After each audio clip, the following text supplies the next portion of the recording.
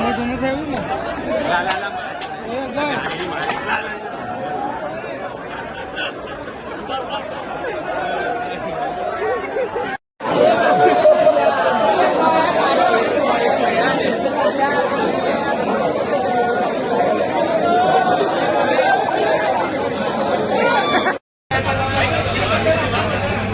ક્રાઇટેરિયાની અંદર બહાર ક્રાઇટેરિયાની અંદર વાંધો નહીં.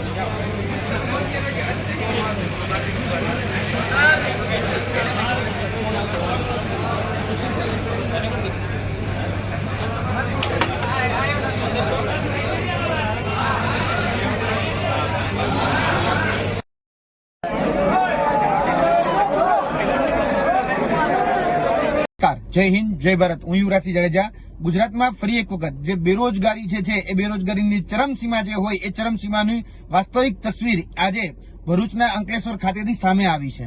અને જે બેનર ઉપર બહુ મોટી મોટી ફાંકા ફોજદારી કરવામાં આવે છે કે ગુજરાતમાં સૌથી વધારે રોજગારી આપવામાં આવે છે, ગુજરાત સૌથી વધારે સ્થાનિકોને રોજગારી આપનાર એ રાજ્ય છે. પરંતુ નરી વાસ્તવિકતા એ છે કે જ્યારે ભરૂચના અંકલેશ્વરમાં જ્યારે એક પ્રાઇવેટ સંસ્થા દ્વારા જે ભરતીની રિક્રુટમેન્ટની જાહેરાત કરવામાં આવી, જે વોક ઇન ઇન્ટરવ્યુની જાહેરાત કરવામાં આવી, તેમાં ખાસ કરીને પ્લાન્ટ ઓપરેટર હોય, સુપરવાઇઝર ડીસીએસ હોય, ફિલ્ટર મિકેનિકલ હોય, આવા પદ માટે વેકેન્સીની જ્યારે જાહેરાત એટલે કે રિક્રુટમેન્ટની જ્યારે જાહેરાત કરવામાં આવી ત્યારે 20 થી 25 પદો માટે હજારો વિદ્યાર્થી ઉમટી પડ્યા અને જે વ્યવસ્થા તંત્ર હોય એ વ્યવસ્થા તંત્ર ખોરવાઈ ગયું. અને જોવા જઈએ તો દરેક જગ્યાએ આવી જ પરિસ્થિતિ છે. જે રીતે કાયદાઓ બનાવવામાં આવ્યા છે કે સ્થાનિકોને 80% જેટલી રોજગારી આપવામાં આવશે, પરંતુ 80% જેટલી રોજગારી આપવામાં આવતી નથી, એ પણ નરી વાસ્તવિકતા છે. અને બેનરો ઉપર અને બજેટોમાં જે મોટી મોટી વાતો કરવામાં આવે છે કે ગુજરાત જે છે એ રોજગારી આપવામાં અગ્રેસર છે, પરંતુ વાસ્તવિક રીતે જોવા જઈએ તો સરકારી હોય, અર્ધ સરકારી હોય કે બિન સરકારી રોજગારી હોય,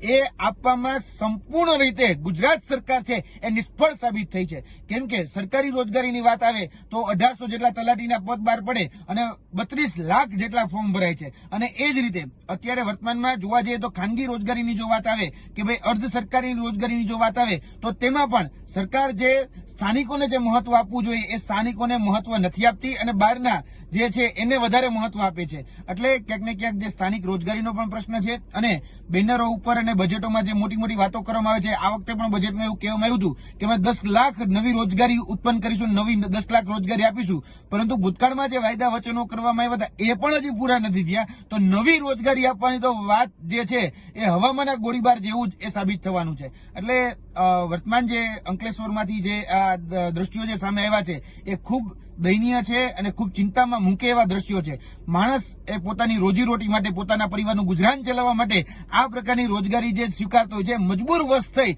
અને આ પ્રકારની રોજગારી છે સ્વીકારવા માટે ત્યાં જતા હોય છે. ત્યાં પણ આ પ્રકારે જે વિદ્યાર્થીઓ જે છે એ વિદ્યાર્થીઓ જયારે પોતાનું વોક ઇન ઇન્ટરવ્યુ હતું એટલા માટે ત્યારે એ ભરતી થવા માટે ત્યાં ઉપસ્થિત હતા અને ત્યાં પણ એક વ્યવસ્થાના અભાવના ભાગરૂપે આ જે દ્રશ્યો સર્જાણા એ ખૂબ ચિંતાજનક છે. અને કહેવાતા ગુજરાત મોડલ સ્ટેટમાં તો ખૂબ ચિંતાજનક છે. ઝડપથી આની ઉપર નિરાકરણ લાવવું ખૂબ જરૂરી છે. જય હિન્દ, જય ભારત.